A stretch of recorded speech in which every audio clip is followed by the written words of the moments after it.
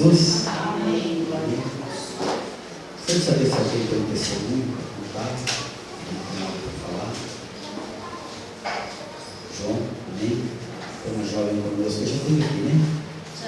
Ela também. Amém? Seja bem-vindo em nome de Jesus, viu? Deus abençoe vocês.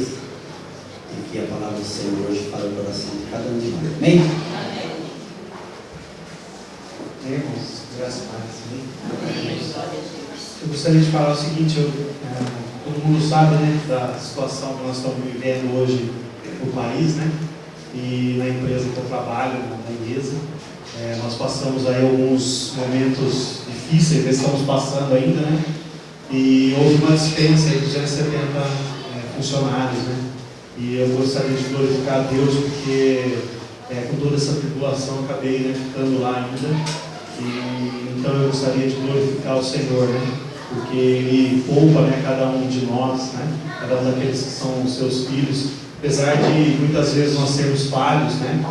Nós não fazemos a vontade do Senhor, mas da mesma forma Ele ainda nos abençoa, Ele ainda nos guarda, né? Seguindo o que diz a palavra de Deus, né? E também eu gostaria de dizer que há 7 meses tinha 2 funcionários, né, que eu tenho uma empresa também de projetos, tinha 2 funcionários, né, trabalhando lá na JBT, e também eles ficaram todo esse tempo aí, né, 7 meses, foram abençoados, né, através desse trabalho, e para a honra e glória do Senhor também, né, eles cancelaram o contrato lá, né, mas para a honra e glória do Senhor nós conseguimos pagar as indenizações, eles não ficaram devendo nada, nós não estamos devendo nada para eles, né? Porque hoje nós sabemos que as empresas aí, a própria empresa que nós trabalhamos lá, né? Tem alguns problemas de fazer pagamento, tem que dividir e tal. Então eu glorifico ao Senhor porque Ele honrou, né, a minha vida, né? E eu pude abençoar esses funcionários e pagar eles certinho, né? Então, essa daí é a bênção que eu gostaria de dizer e glorificar o nome do Senhor por isso. Amém? Amém. Glória a Deus.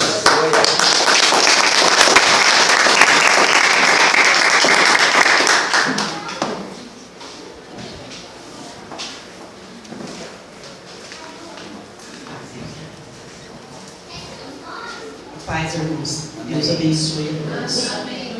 Então, eu quero dar um testemunho, que ainda a Letícia falou assim, acabou de acontecer lá, a Letícia falou, olha irmã, temos que dar um testemunho disso, porque no dia, na véspera do aniversário do pastor, eu havia combinado com ela que a gente vinha aqui na igreja para filmar, né? E aí teve um desencontro de horário, acabou não dando certo. Aí ela falou assim, não tem problema, irmã, estamos meio atrapalhadinhos, mas eu vou lá com a irmã. Aí ela combinou com o Bruno, a gente de encontro. Ninguém tinha marcado o lugar certo para se encontrar, mas a gente foi um de encontro com o outro. Aí nós paramos, ali a hora que o Bruno chegou perto do nosso ninho, aí ela parou e eu estava com o Fábio, o carro atrás do ninho, e nós paramos, né? Cada um parou no seu lugar ali e paramos. Aí eu já tinha descido do carro, o carro parou o carro, eu desci e a Letícia desceu também dela e o Bruno, e a gente se conversou ali, aí já tinha até filmado. Aí acho que um pouquinho antes disso a Letícia foi lá no carro para pôr a tampinha da caixinha no banco e ela também não percebeu o que tinha ali. E ela pisou assim, mas não falou nada. Aí daí a pouco, a hora que eu acabamos de gravar, que eu voltei, que eu olhei um bueiro, a porta do carro, bem na direção do bueiro. A Letícia até filmou, né, Letícia? Ela filmou um buraco aberto. E do jeito que eu abri a porta assim, se eu saísse mais para frente um pouquinho, eu pisava dentro do buraco. Aí eu saí bem encostadinho. Eu saí bem encostadinho assim. E não foi Deus que fez eu fazer aquilo, porque se eu fosse por mim mesmo, pelo meu costume, eu ia sair, né, direto, eu ia pisar bem dentro do carro.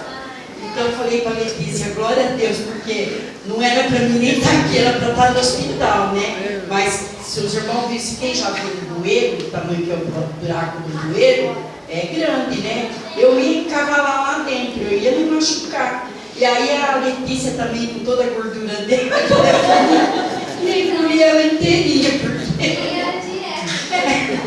ela é magrinha, miudinha, né? Então, olha, foi um livramento que Deus dá. Eu falei assim pro meu marido, né, o Fábio estava junto com nós, eu falei, ó, quando a gente está fazendo as coisas para Deus, pode pisar em qualquer chão que o Senhor nos livra, porque é verdade. A hora que eu olhei para o buraco, eu fiquei uns 2 dias sentindo o peso de ver aquele buraco na minha frente, mas quero glorificar a Deus que Ele nos guardou e realmente nos guardou. Cada um de nós que vamos sair daqui hoje, vamos ter a certeza que o Senhor está nos guardando. Amém. Glória a Deus.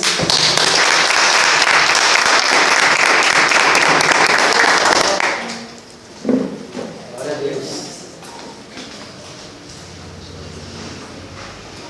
Mais alguém? Se você está nesse mundo ainda, pode contar, né? Vamos contar o que Deus tem feito, né? Eu costumo dizer, queridos, que às vezes a gente não tem paciência, né? Como seres humanos, nós temos paciência, né, de tranquilizar o nosso coração. Mas tem um versículo que diz assim: se os que são do mundo, se os que são do Senhor passam apuros, quem dirá os do mundo, né? Como é que são, né? Então é importante que a gente esteja sempre glorificando a Deus, até naquilo que a gente não entende, porque muita coisa a gente não consegue entender, né? Nós vamos falar um pouquinho hoje sobre filhos de Deus e filhos do maligno. A gente tem que apresentar os dois lados para conhecer as diferenças, né? Está aí em 1 João, capítulo 3. 1 João, capítulo 3. Vamos começar aí no versículo 7. O tema meu aqui diz assim: os filhos de Deus e os filhos do maligno. A gente sabe que todo filho que não obedece o pai, ele é considerado como um filho bastardo, né? O filho que não obedece o pai e a mãe é considerado como um bastardo. E existe uma promessa na Bíblia, falamos aqui na quarta-feira um pouquinho sobre ela, que está lá no capítulo, acho que 5 de Efésios, que fala sobre a bênção dos filhos em obedecer os pais. Até faz tempo que a gente não fala sobre isso, né? A bênção dos filhos em obedecer o pai.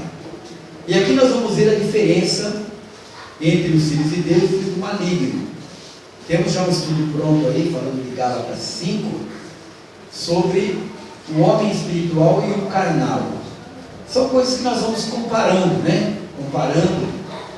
Para a gente, no objetivo da gente saber, por exemplo, distinguir o que acontece com as nossas vidas. Porque nós perguntamos assim: por que acontece isso com a gente? O que acontece com a gente, né? Se a gente fosse Jó, aí tem aquele monte de amigo de Jó, né? Chamado, isso que tem gritado amigo de Jó.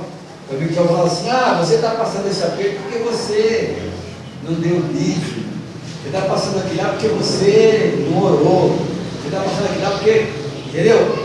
Vai ter sempre um amigo que vai dizer para a gente que a gente é culpado porque não fez isso, fez aquilo. A Bíblia fala que mesmo que nós formos infiéis, o Senhor permanece fiel. E o mal, ele não pode vir de Deus. O mal, a maioria das vezes, nós provocamos os males em nossas vidas e sofremos as consequências dos males que nós mesmos procuramos ou plantamos, vamos dizer assim, entendeu?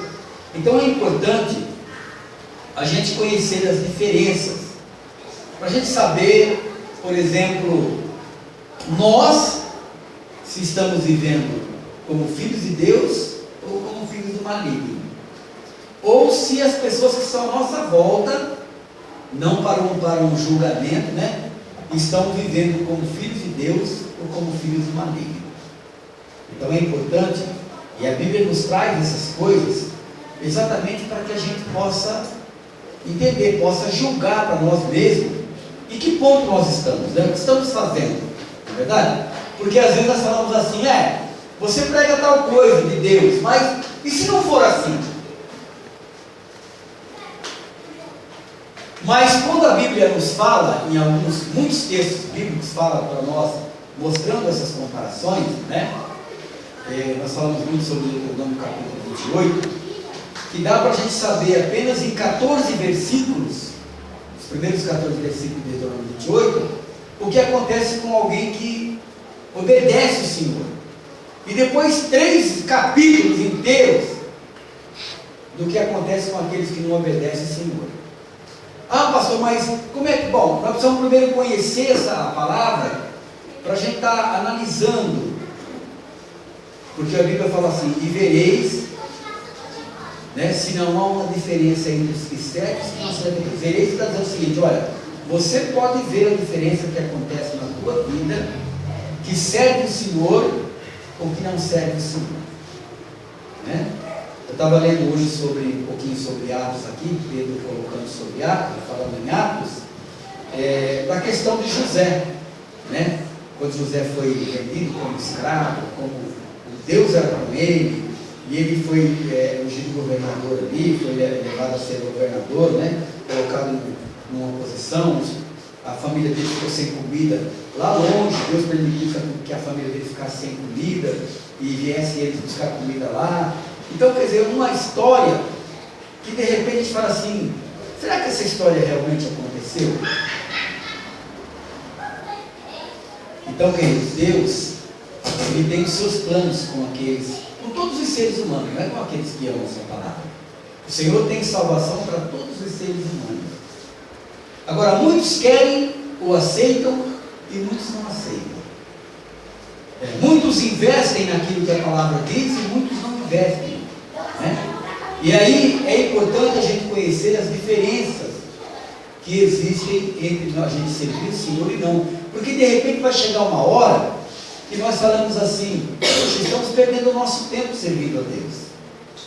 E nós nunca podemos cair nessa armadilha de acharmos que estamos perdendo tempo em servir a Deus. Porque é uma armadilha. Amém?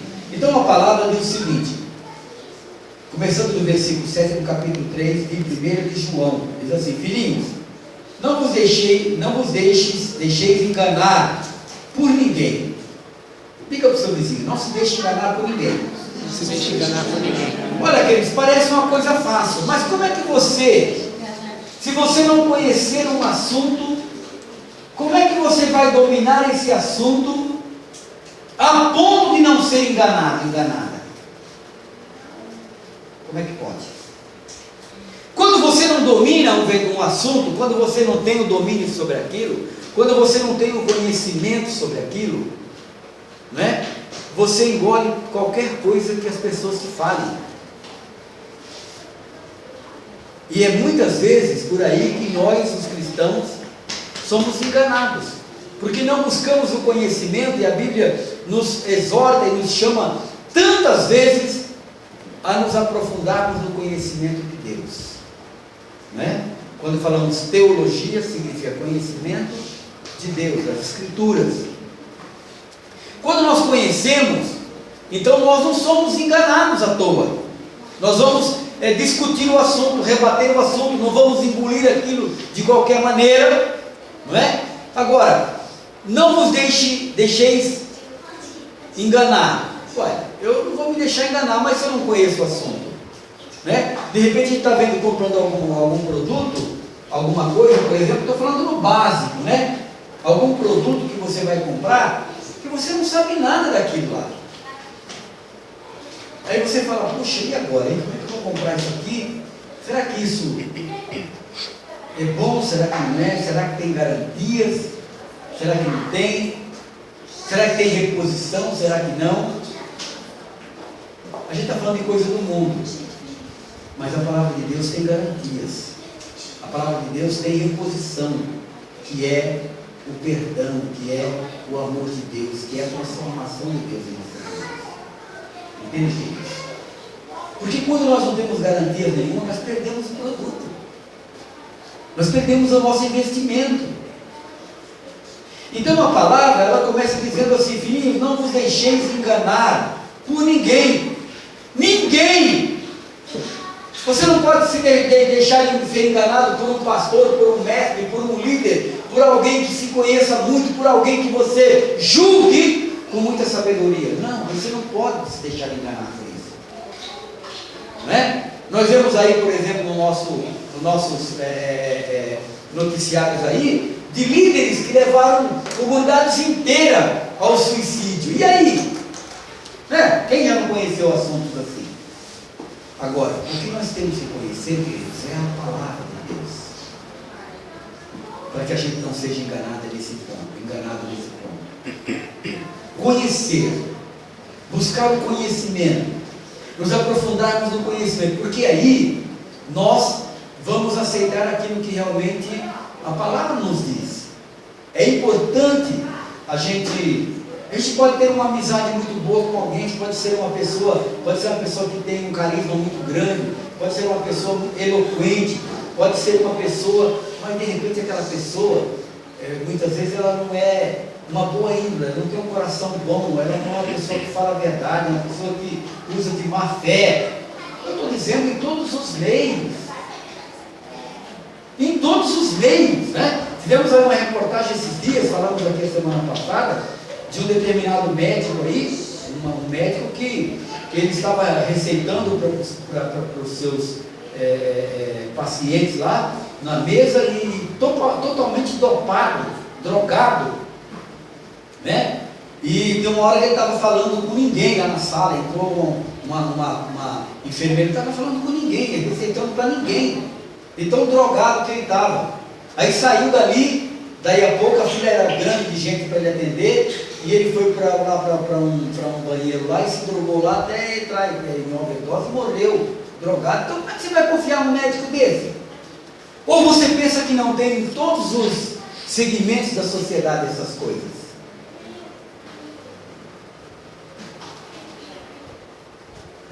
Agora, queridos, a vida espiritual é muito séria quando se trata de salvação eterna, para sermos ludibriados e enganados.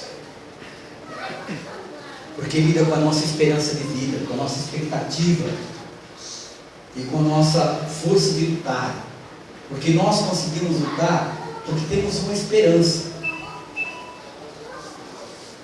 E a palavra, aqui eu vou devagar, que isso deve ter faz em duas partes, mas é importante.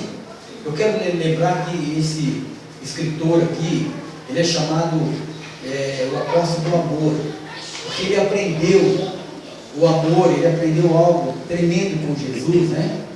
E ele depois se transforma o discípulo do amor, e ele fala coisas realmente de amor para a nossa vida.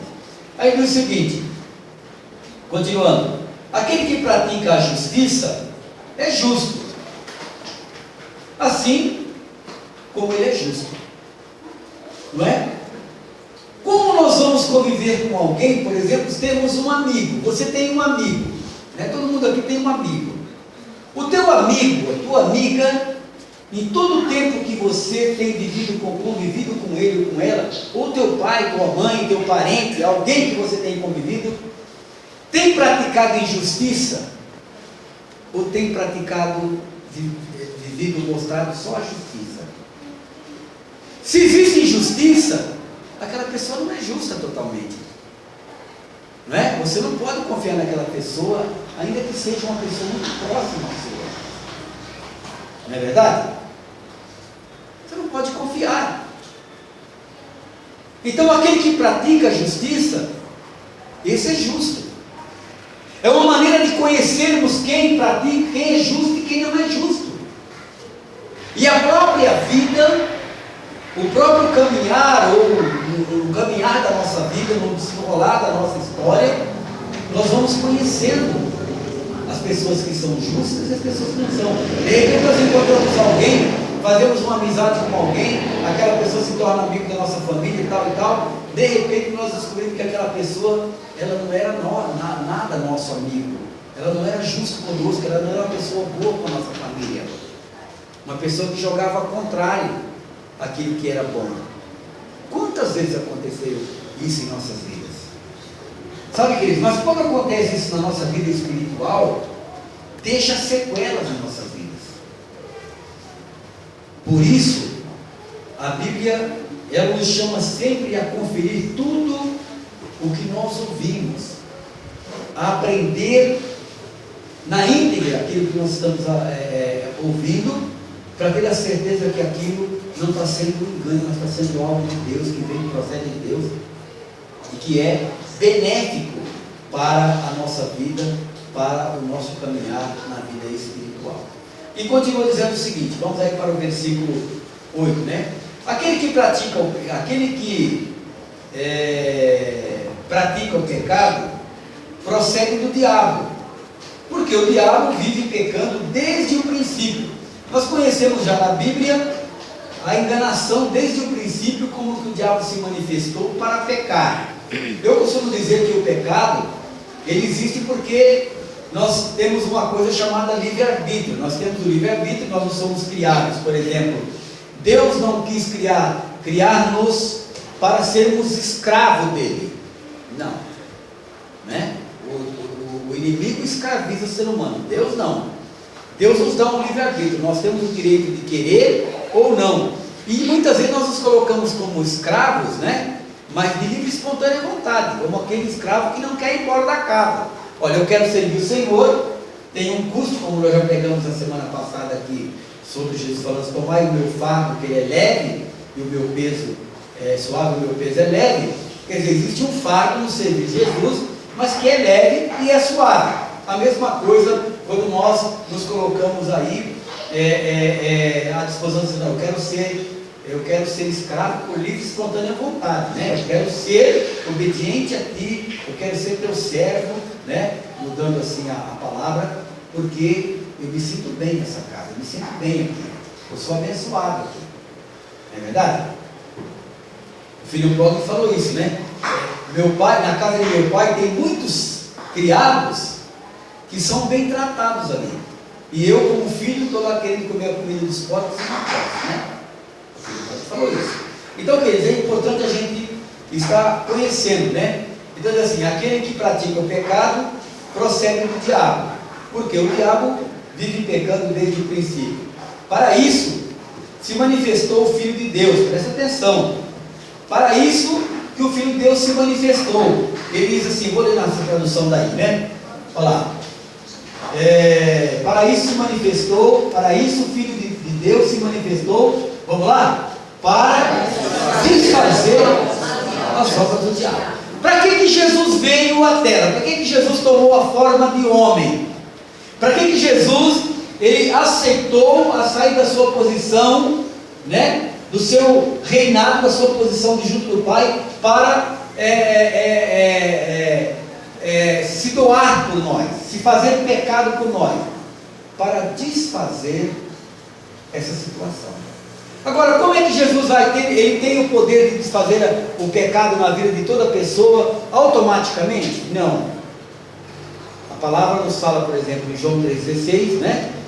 Que Deus amou o mundo de tal maneira que deu o seu Filho unigênito, para que todo aquele que nele crê, foi uma dádiva de Deus, certo? Com uma obrigação nossa de querermos ser libertos, crer no Senhor, todo aquele que nele crê, não morra, né? O que quer dizer em outra palavra, não tenha a separação de Deus, não haja separação entre aquela pessoa, aquele filho e seu pai, né? É uma separação espiritual, mas tenha uma vida eterna, que é a junção eterna com Deus. Isso é algo realmente que é fantástico quando nós buscamos entender. E o apóstolo aqui, o discípulo aqui, ele fala bem isso aí, né? Para isso se manifestou o Filho de Deus, para desfazer as obras do diabo. Todo ser humano que nasce na terra, ele nasce cheio de obras do diabo na vida deles. Independente de ser filho de crente, de ser filho de pessoa famosa, de ser de quem quer que seja. Entende? Por quê? Porque existe uma questão aí, raiz adâmica. Eu não estou falando aqui da educação. A educação influencia sim.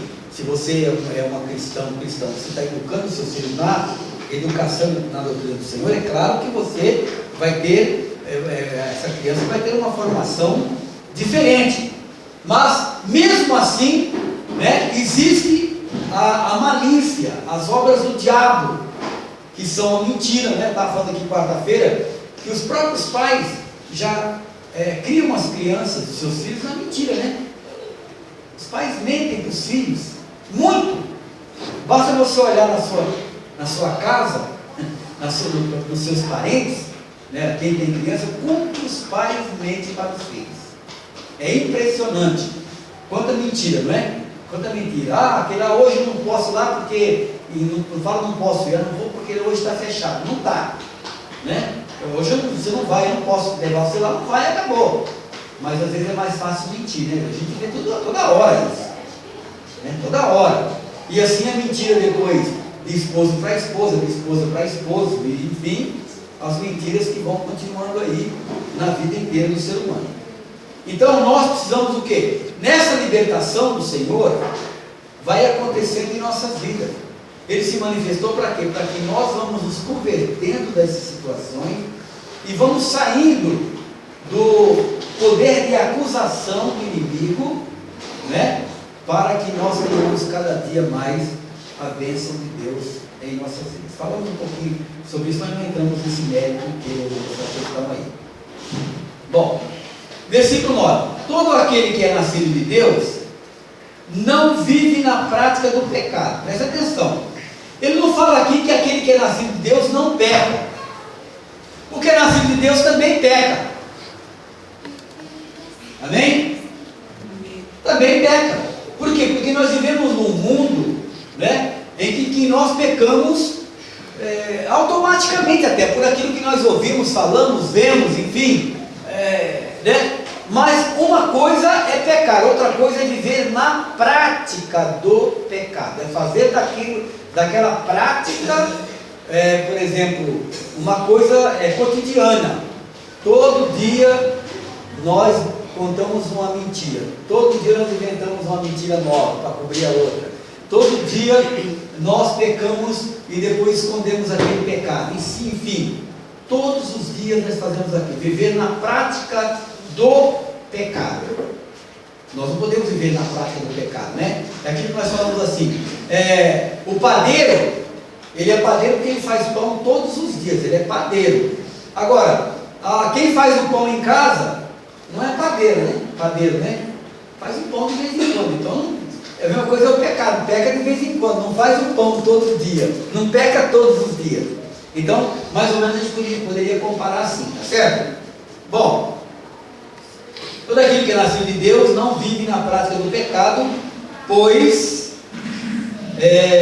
o que permanece nele é a divina semente. A palavra permanece. O que é que faz, em suma aqui, o que ele está falando? O que é que faz o cristão não pecar? O que faz o cristão não pecar? O conhecimento da palavra. Porque vamos pensar o seguinte, o cristão, a Bíblia diz o seguinte várias vezes, que o mentiroso não vai herdar o reino de Deus. Quem já viu isso na Bíblia? Quem já ouviu essa pregação? Agora, se eu vou continuar mentindo, então o que ele está dizendo aqui? A palavra, a semente que é a palavra, ela vai estar contra a minha atitude todos os dias. Então eu vou ter que tomar uma posição. Olha, eu vou ter que parar, porque essa semente da palavra que está em mim, e se eu continuar mentindo, eu não vou entrar no reino de Deus, mesmo que eu tenha feito muita coisa boa. Se eu continuar tratando as coisas com alguém e eu não cumpro o que eu trato, ou se eu não consigo ser fiel naquilo que eu coloquei, me dispus a fazer, entende? Agora, se nós não conseguimos ainda, a palavra vem exatamente para isso. A Bíblia diz assim, se você quer sabedoria, peça a Deus, né? A palavra diz assim, olha, filhinhos, não pequem, mas se você pecar, você tem intercessor diante de Deus Pai, que é Jesus Cristo justo. Quer dizer, existe remédio para as nossas vidas. Agora, precisamos conhecer para que não sejamos e continuamos sendo enganados. Para que tenhamos o quê? Essa semente, essa palavra em nossas vidas, todos os dias rebatendo a nossa ação humana. Em outras palavras, a nossa raiz adâmica. Em outras palavras, colocando uma divisão entre o homem natural e o homem espiritual, no tempo da nossa vida, ou trazendo à tona o temor de Deus, da sua palavra em nossas vidas. É isso, por isso que ele fala isso daí. Então diz assim, qualquer que é nascido de Deus não comete pecado, porque a sua semente permanece nele. A sua semente é você, a palavra de Deus. A sua semente é aquilo que você é cristão e não pode pecar, porque é nascido de Deus. Então significa o seguinte, aqui ele fala que não pode pecar, mas não pode permanecer no pecado. Quando Jesus fala para Pedro, traz a questão do lava-pés, eu falo sempre isso e vou continuar falando todo dia, embora você já tenha ouvido muitas vezes. Quando ele fala para lavar os pés, ele está exatamente falando para lavar os pecados daqueles dias, do momento, né? Quem tomou banho não precisa senão lavar só os pés. Quando chega lá em Efésios capítulo 5, ele diz assim, vocês já são limpos pela palavra que eu vos tenho falado. A palavra é a água limpa da palavra. Então essa água que é a palavra. Então significa o seguinte, quando nós, ainda que estamos no pecado, ou pecamos, a semente que é a palavra de Deus está em nós, ela rebate contra o nosso espírito. A Bíblia diz que o espírito, ele tem um oponente que é a carne, e a carne tem um oponente que é o espírito, para que não faça o que você deseja. A carne quer uma coisa, o espírito não quer aquilo, que entristece a tua vida espiritual, ou vice-versa. Então significa o seguinte, o cristão deixa de praticar o pecado, porque ele entristece o Espírito Santo quando peca. E quando ele entristece o Espírito Santo, aquilo que está nele, que é de Deus, que é a qualidade do Senhor, que é a marca do Senhor na vida dele, ou dela, o que acontece? Entristece. E aí então ela se arrepende daquele mal e toma uma outra posição. Está entendendo, queridos? É isso que a palavra nos ensina aí. Vamos lá. Nisso são manifestos os filhos de Deus. Por isso nós conhecemos os filhos de Deus. O que ele está falando aí? Manifesto significa o que aparece. Por aí, o que nós estamos vendo é o que aparece na vida dos filhos de Deus, né?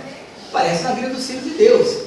Se nós temos qualquer questão, por exemplo, independente do ministério, do crescimento que nós temos na palavra de Deus, de que estamos fazendo, de quanto tempo estamos, e a palavra nos vem corrigindo, queridos, a Bíblia diz que o Senhor é poderoso, Ele é justo, para que quando nós confessamos nossos pecados, Ele possa nos perdoar de nossos pecados e nos renovar a vida.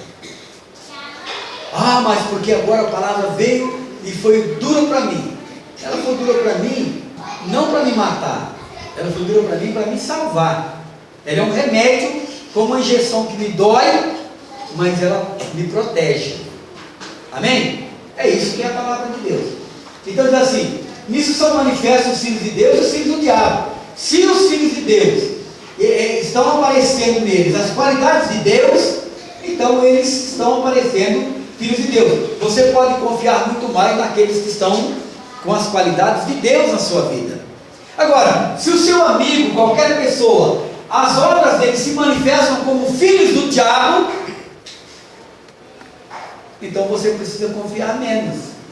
Você precisa se libertar daquela questão. Deu para entender?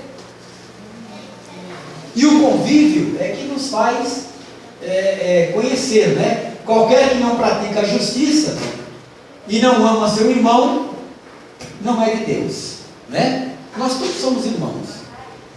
Aquele que você não conhece, todo mundo é. Agora, se você pratica a justiça, você está agindo como filho. Mas ele não entende agora, mas vai entender. Não é seu problema, o problema seu é plantar a semente. Amém? Vamos lá, mais um. Porque essa é a mensagem que ouvistes, ou que dele ouvimos, né? Desde o princípio. E amemos uns aos outros. Vamos lá. Não como Caim. Aí eu uso sempre o seguinte, eu digo assim, quando a pessoa diz assim, ô irmão, né? Essa semana eu vi ontem, né? Eu fui no mercado fazer umas comprinhas, aí eu até estranhei, porque eu vou sempre naquele mercado e tem pessoal que eu sempre vi eles lá, muitos anos que eu conheço lá, e o homem queria conversar com a irmã dele. E a gente estava numa sessão de frios e tal, e ele queria conversar com a irmã, e a irmã saindo, disfarçando dele, não queria conversar e tal, e eu até percebi aquela situação, e eu falei, o que será que está acontecendo? Pensei comigo, o que será que está acontecendo ali, né? Não tinha muita gente no mercado, o homem queria conversar alguma coisa com a irmã, eu acho que eles são sócios daquele mercado, alguma coisa, mas a coisa não estava boa ali. Aí quando ele fez uma compra também, né? Eles também passam no caixa e põe marca lá para ele, né? Ele passou na minha frente, mas eu não fui no caixa porque ele estava lá, eu fui no caixa porque era o caixa que estava vazio. E aí ele estava falando para a caixa lá, que é uma caixa também que trabalha muito tempo lá, que ele precisava conversar com a irmã, mas ele não estava irredutível. Então eu fico pensando assim, o que será que estava havendo entre eles, né? Que são uma família, que são uma sociedade. Então ali falta de perdão, falta de humildade, falta de diálogo, falta de quê? Onde vai parar isso aí? Isso pode criar uma mágoa no coração e pode criar um problema muito sério no futuro. Entende, queridos? E essas coisas a Bíblia nos ensina exatamente para sabermos como está. Alguém vê que não, porque, sabe, eu sou cristão, sou de Deus. Você vai lá numa loja comprar, você escuta hino lá na loja, compra lá, e aí você vai lá, aquela pessoa te vendeu um produto que não presta, não te deu atenção, não trocou. Que cristão ela é? Você tem uma pessoa lá que é cristã, que se diz cristã, aí ela promete uma coisa para você e não cumpre. É cristã, vai lá, compra um negócio e não paga. A Bíblia nos ensina exatamente isto, para você saber se a pessoa está cometendo injustiça ou justiça. Uma maneira que nós nos defendemos e aprendemos a confiar, entende? Não sermos enganados apenas pela aparência, não julgamos as pessoas pela aparência. Então a Bíblia está nos dando, por exemplo, ensinamento, como vivermos dentro do princípio bíblico para sermos prósperos e vivermos bem.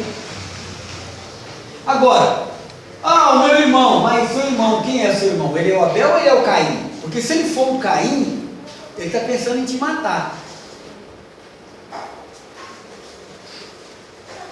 Não é? Meu irmão, quem é teu irmão? Ele é o Caim ou ele é o Abel? Tem muito irmão aí que está disfarçado de Abel, mas é Caim.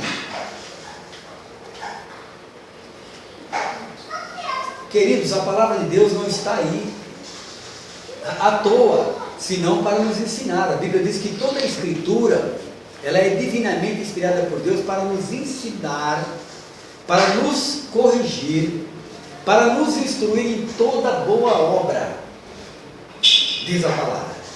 Amém?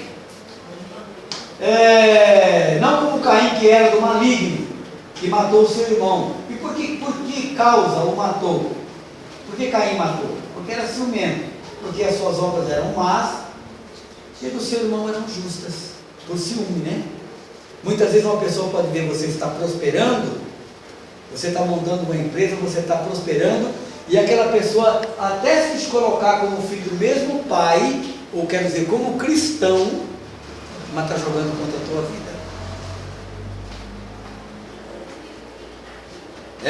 Outro dia eu contei aqui da oração feiticeira da irmã que queria emagrecer, né? Lembra disso aí? A irmã que orava muito, que era muito devota, queria emagrecer, fez um propósito com Deus, né? 6 meses eu vou orar e vou fazer tudo para emagrecer, mas em 6 meses ela não emagreceu. Aí ela falou: Deus, já que você não pode me ajudar a emagrecer, então faz com que todas as minhas amigas fiquem gordas.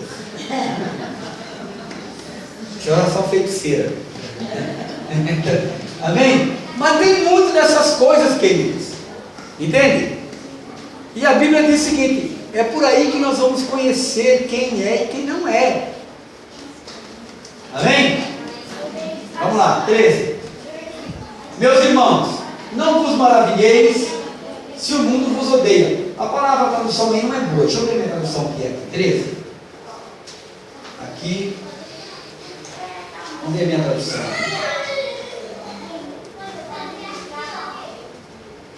Irmãos, não vos... mas fala maravilha também. Mas a Bíblia tem alguma tradução diferente aí? Aborrece. Aborrece. Aborrece, né?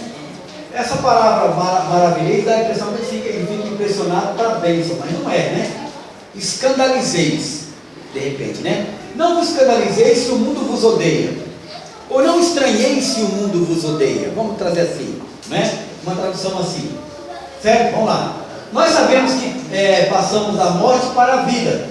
Como é que nós passamos da morte para a vida? Você lembra quando eu falo aqui que todo ser que nasce na terra nasce com o passaporte carimbado para o inferno? Lembra quando eu prego isso? Esse versículo nos fala bem sobre isso aí. Todo mundo nasceu na morte. Por quê? Porque nasceu na raiz adâmica e vai viver nessa terra que, se não aceitar Jesus como Senhor e Salvador da sua vida, se não tiver uma vida espiritual, ele está com o passaporte carimbado para o inferno e em determinado momento vai para o inferno. Pode ser bom, pode não ser bom, pode ser o que for, não é? Agora, passamos da morte para a vida por quê? Porque passamos a sermos, a conhecermos o Senhor e sermos conhecidos dele, porque amamos os irmãos. Quem ama o seu irmão, quem não ama o seu irmão, permanece na morte. Um cristão que recebeu Jesus, mas ele continua não amando o seu irmão, né? Esses cristãos que continuam vendendo droga, que continuam enganando, mentindo, que continuam se prostituindo, o que estão fazendo? Né?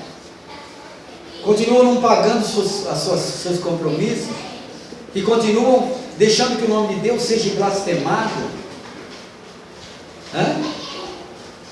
Pastor, sabe o que acontece? Era muito melhor estar ouvindo aqui uma pregação de amor. Mas, queridos, isso é ensinamento de Deus para nós,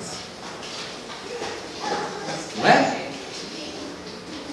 Aí nós estamos amando o nosso irmão.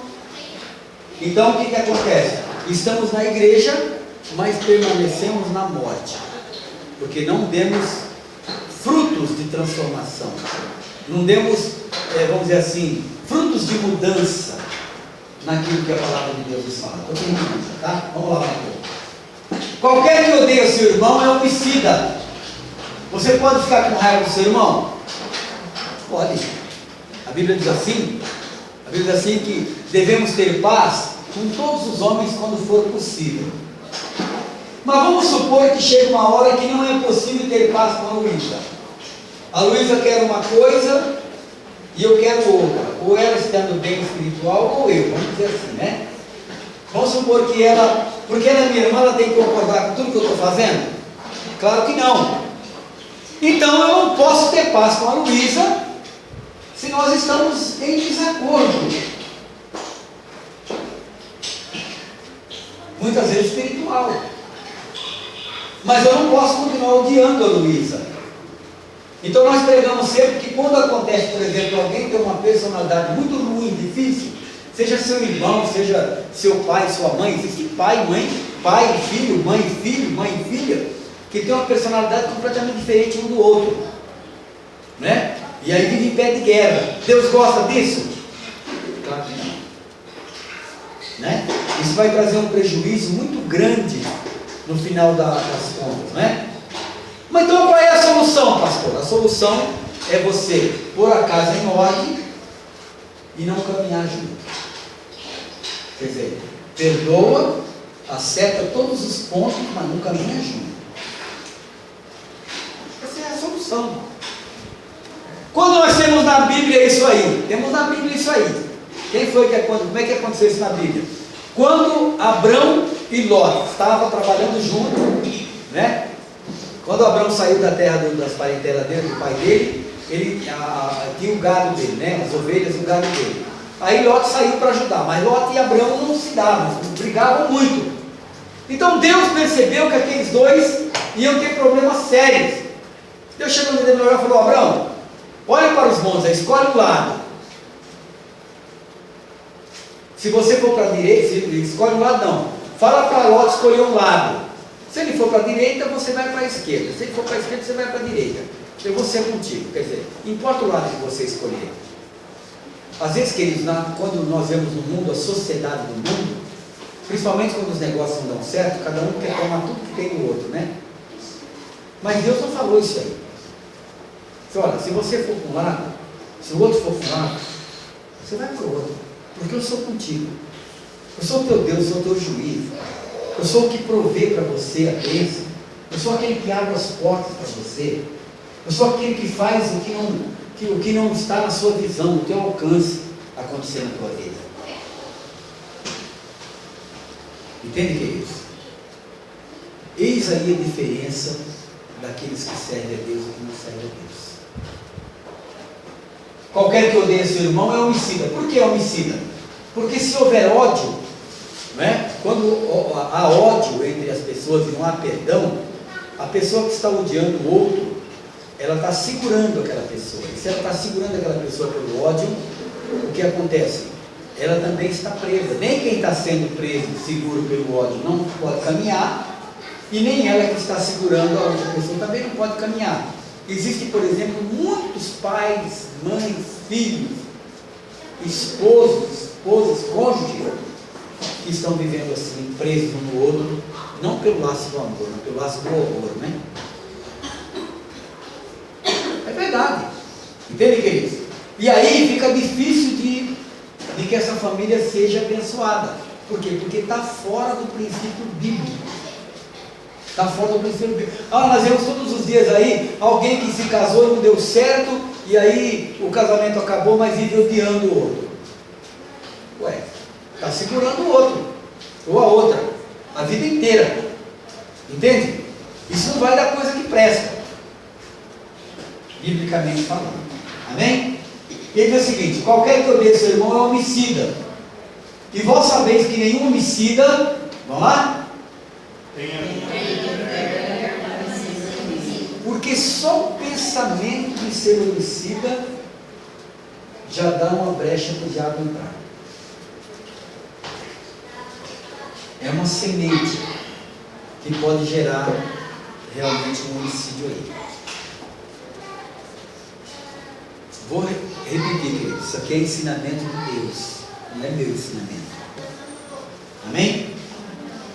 Qualquer que odeie seu irmão é homicida. E vós sabeis que nenhum homicida tem a vida eterna permanecendo nele. Vai lá.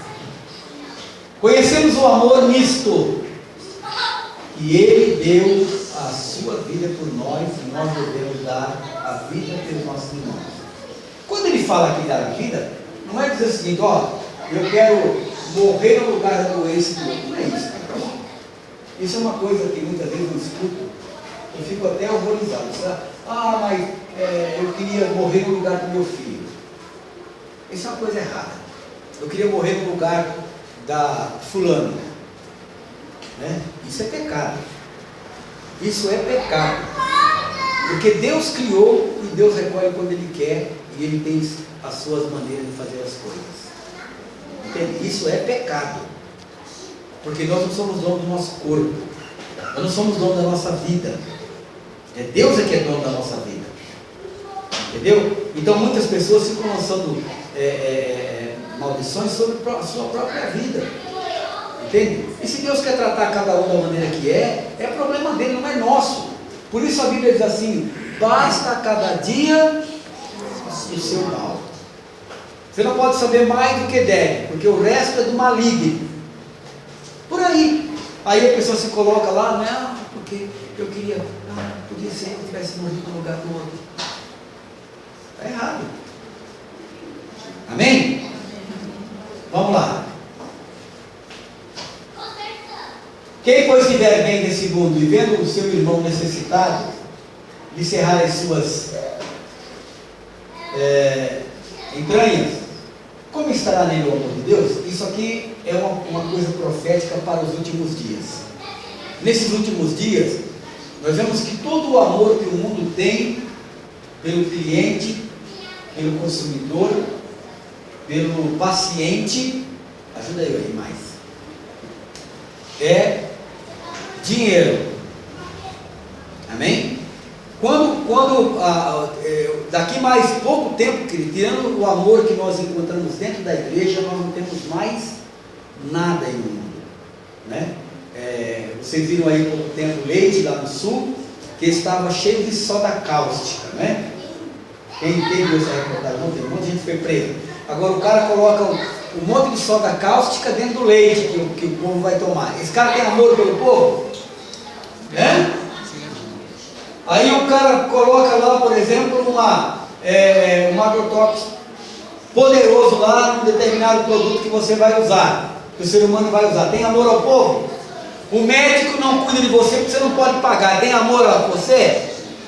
Enfim, nesses últimos dias, vamos ver acontecer isso demais. Por isso que a profecia de Jesus é que naqueles dias, nesses dias que nós estamos vivendo, o amor de quase todos se esfriaria.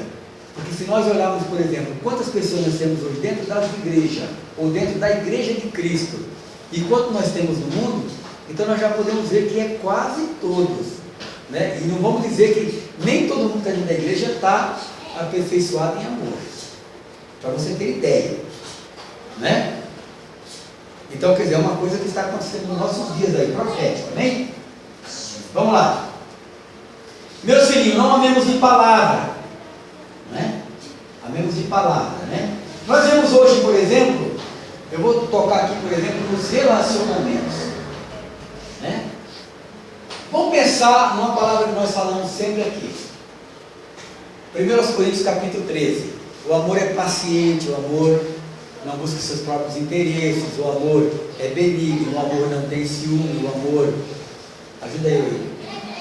O amor tudo suporta, tudo crê, tudo espera. Se nós transferirmos para essa palavra aí, imagine os relacionamentos, né? Imagine os relacionamentos. A maioria ama de palavra, né? Palavra, eu te amo. Nós vemos todo dia na televisão. Fulano de tal ama, depois está matando a mulher, ama, está matando o marido, ama, está batendo na esposa, batendo na namorada, no namorado, enfim. Então, o que significa o seguinte: como perdemos essa identidade de verdadeiro amor, quando o mundo roubou essa identidade. Eu vou falar aqui claro, queridos. O mundo roubou essa questão de transferir amor para sexo.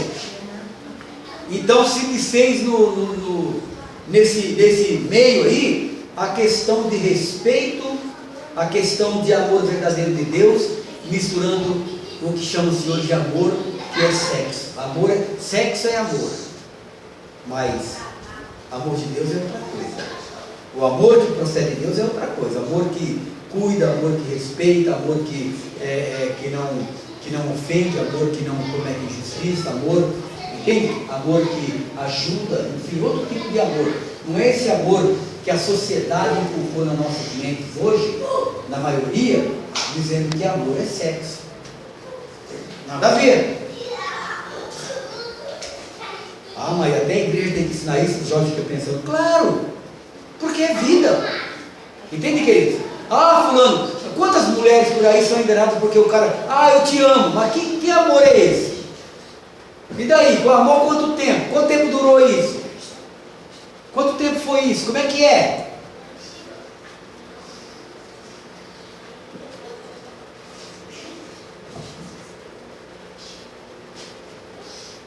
Entende? Não amemos de palavra, nem de língua, mas amemos, nós temos que amar por obra e em verdade. Em verdade significa segundo o princípio de Deus. Amém? E nisso conhecemos que somos da verdade.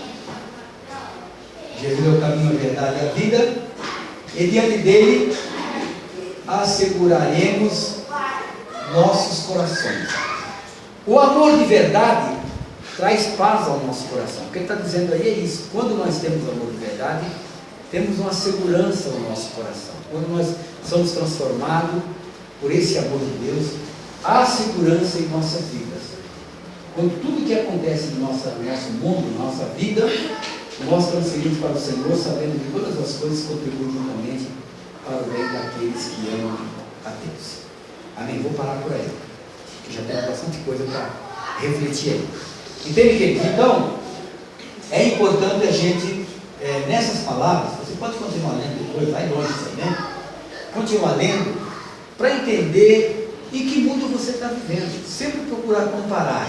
Quando a Bíblia diz, eu sempre tenho 3 textos para que a gente compare o que está vivendo e quem está vivendo a nossa volta. Primeiro texto, Romanos capítulo 1, né? Depois nós capítulo 1 inteiro de Romanos. Depois nós temos aí Gálatas capítulo 5 e temos aí 1 João capítulo 3 inteiro, né? Que fala sobre essas questões aí. Que tipo de amor, que tipo de vida temos vivido e como temos convivido com a sociedade que está à nossa volta? O que é que temos vivido? O que é que temos vivido? O que é que temos trazido? E a gente escuta as reportagens, a gente vê o mundo aí fora, o que acontece no mundo, e a gente analisa quem plantou lá atrás, o que está colhendo hoje. O que está colhendo hoje. Uma pesquisa agora recente lá nos Estados Unidos, com essa questão toda lá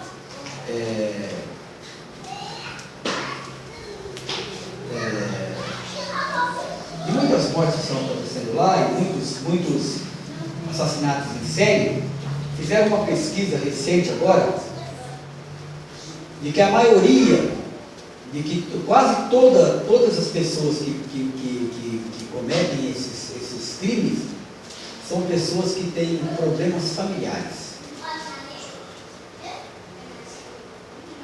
Tem problemas familiares, são pessoas que têm distúrbio na família.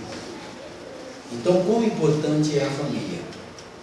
Agora, se o povo hoje só tem uma minoria de gente que está buscando famílias, que está buscando o Senhor, como será no futuro? Com tanto distúrbio familiar, como será nossos netos, nossos bisnetos? Como será a sociedade? Amém? Então é importante pensar o que a gente quer colher. Né? O que a gente quer colher? Quando nós olhamos para esses casos, a maior parte desses casos também foi feita uma pesquisa, de pais que matam filhos, de filhos que matam pais por causa de dinheiro, por causa de riquezas, também nós vamos encontrar, foi também feita uma pesquisa, que quase todos os casos, pais que não deram atenção para os seus filhos e só deram aquilo que era, vamos dizer assim, bom para eles momentaneamente como material, obrigado, e não como espiritual, e não como paternidade, como aquilo que deveriam dar. Entende?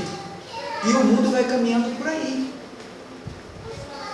Agora, a Bíblia nos alerta sobre tudo isso, para que nós tenhamos uma vida tranquila e calma, e o nosso coração pode ser tranquilizado através do Senhor.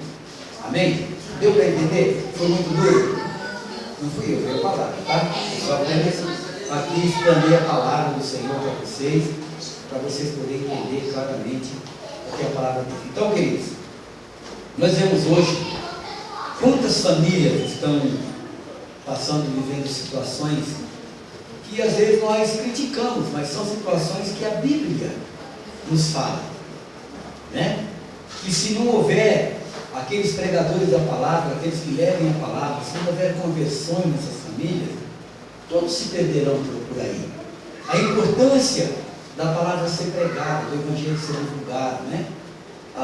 Alguns de nós que estamos nas igrejas hoje vivemos essas situações, mas já estamos amparados na palavra do Senhor, já temos recebido a palavra de Deus, e já temos nos convertido, já temos nos arrependido daquilo que temos feito, temos pedido perdão para o Senhor. O Senhor já tem coisas novas para nós. A Bíblia diz que Ele não nos trata segundo os nossos pecados, né? Mas as consequências, elas ficam aí a perder de vista. Amém? Então vamos orar, vamos tomar posições para que as nossas ações, elas sejam ações de justiça diante da palavra de Deus, e que ninguém, como diz a palavra, ninguém nos engane. Olha, eu não posso ser enganado. Se você for enganado com uma cédula, né? Uma nota de R$100, você perde R$100. Não é? Bom, quem gostaria de perder? Ninguém. E quantas vezes nós perdemos outras coisas muito mais valiosas, né? Porque somos enganados naquilo que nós não conhecemos, né? Eu lembro de uma comparação que um pastor uma vez fez, trazendo assim que a pessoa precisaria conhecer todas as artimanhas do diabo e conhecer todo o mundo, o inferno. Aí ele disse: não, vocês precisam conhecer o verdadeiro, que é o Senhor. Aí ele trouxe a comparação do dólar, né? Quantos aí conhecem dólar, né? Aí ele pegou lá do bolso os dólares e distribuiu o dólar para a igreja lá, né? E tinha dólar falso e tinha dólar verdadeiro, né? E aí mandou todo mundo ver. Aí a maioria não conheceu o dólar falso, né? Agora, um que conhecia o dólar verdadeiro falou: não, esse aqui é verdadeiro, o outro é falso. Então, conhecemos o verdadeiro, que aí não somos enganados pelo falso, né? Amém? Vamos orar então, agradecidos ao Senhor por aquilo que Ele tem feito, falado a nós, né, nos ensinado. Lembrando que quarta-feira temos culto de libertação. Amém? Vamos agradecer ao Senhor pela sua palavra, que nós tenhamos essa palavra para a nossa reflexão, para o nosso bem, até para descobrir alguma coisa de nossa família, nossa vida, que não vai bem e que possa ser aí um começo de mudança para cada um de nós, né? Feche os seus olhos, olha o Senhor, pela sua casa, pela sua família, pela sua causa, né? Pela sua vida, pelos seus amigos, para que não haja engano, para que o Senhor te livre de todo perigo, de todo mal. Senhor, nós te pedimos nessa noite que a tua presença se faça em nossas vidas, que o teu Espírito de graça e de poder esteja sempre nos alertando, incomodando o nosso espírito, Senhor, em relação àquilo que é a tua vontade, que possamos aprender da tua palavra. O Senhor mesmo disse: aprendei de mim, que sou manso e humilde de coração, e vocês vão encontrar refúgio para a vossa alma. Temos buscado refúgio, Senhor, e muitas vezes em tantos lugares, mas nós não temos achado o refúgio. Sabemos que o refúgio está em Ti, Senhor, e nós queremos nessa noite te agradecer por cada vida que aqui está, pela tua palavra que pode ser um refrigério para as nossas vidas, pedindo que a nossa casa, a nossa família seja liberta de todo mal, que se houver algum espírito de engano, seja, Senhor, lançado fora, aniquilado, em nome de Jesus, e que venha o teu Espírito de graça e de poder sobre nossas vidas, sobre nossa casa, sobre nossas famílias, sobre nosso trabalho, sobre tudo que somos e temos, para a glória do teu nome. Que possamos ter a coragem de entender os nossos erros, Senhor, nossos pecados, e dizer: Senhor, eu tenho pecado contra Ti. Eu quero que o Senhor venha lavando-me com a Tua palavra, como o salmista diz, com o Teu sopro, para que nós fiquemos limpos e que a Tua presença se faça em nossas vidas. Oramos pela Tua igreja, toda a Tua igreja, para que toda falsidade, para que toda ideologia errada, toda ideologia diabólica, seja lançada fora em nome de Jesus, e venha um espírito de entendimento, de conhecimento, de amor para o Teu povo. Te pedimos em nome de Jesus, que a Tua graça esteja em cada um de nós, dando nesse dia, nessa noite, o descanso necessário para nossas vidas, que começaremos amanhã a nova batalha da semana.